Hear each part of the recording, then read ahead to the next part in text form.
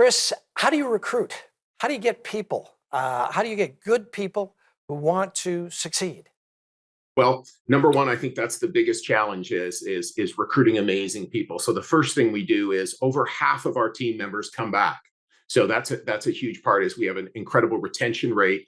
And then the other thing that we do is we have a lot of people inside our businesses learning the roles of sales manager roles or production manager roles or how to please customers as crew chiefs or painters or window cleaners on site. And so those people pop up as well and are key recruits. The second thing we do is we do a bunch of online recruiting, and then we're on campuses and just networking, talking with students. And then the second piece of recruiting is how do we find the 2,000 students that we need every summer to actually provide the services. And that is something that is very, very hard in an overheated economy, and depending what happens, will get easier in a slower economy. Right. So I was going to ask that question.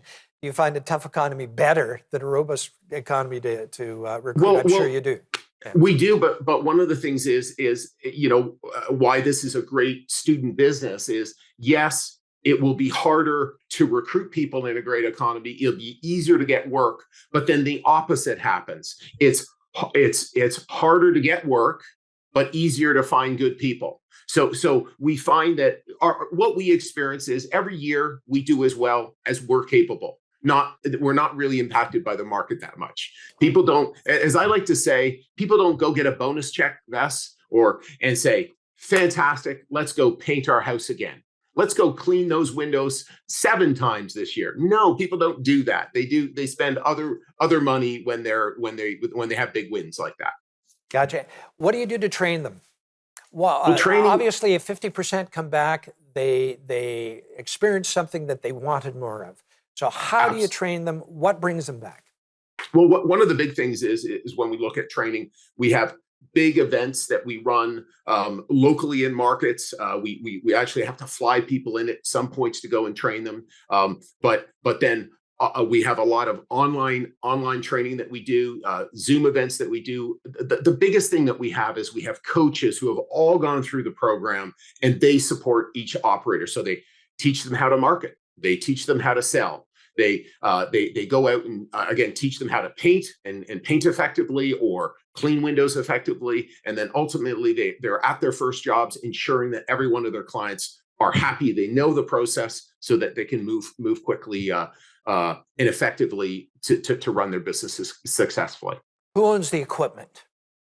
Each owner operator owns the equipment, and a lot of times there's passing down, or they buy the used equipment from former operators to sort of save a little bit of money. How smart is that?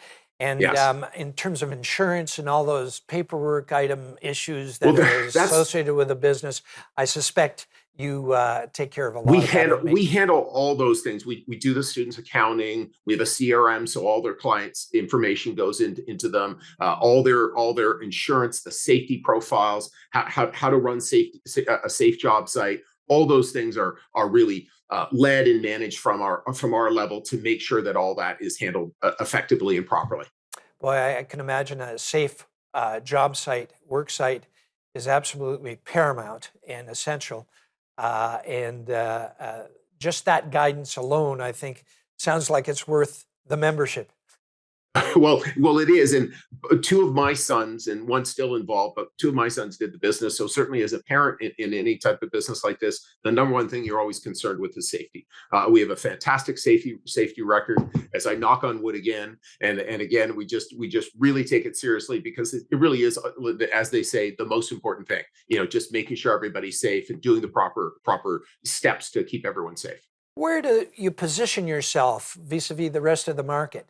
There's painters that are out there, and then there's the student works painters out there. How do you position yourself? Yeah, so one of the things I always like to say is one of the secret sauces of our business is Canadians overwhelmingly love to support students. So we believe that, well, there are a whole number of contractors and big brands that are more expensive than ours. Okay, and we are certainly more expensive than a number of them. But I always remember, More expensive isn't the issue. It's the quality. It's what's do they have liability insurance? That we have the longest warranty in the industry. You know, what are their systems? What are their processes to ensure clients are happy?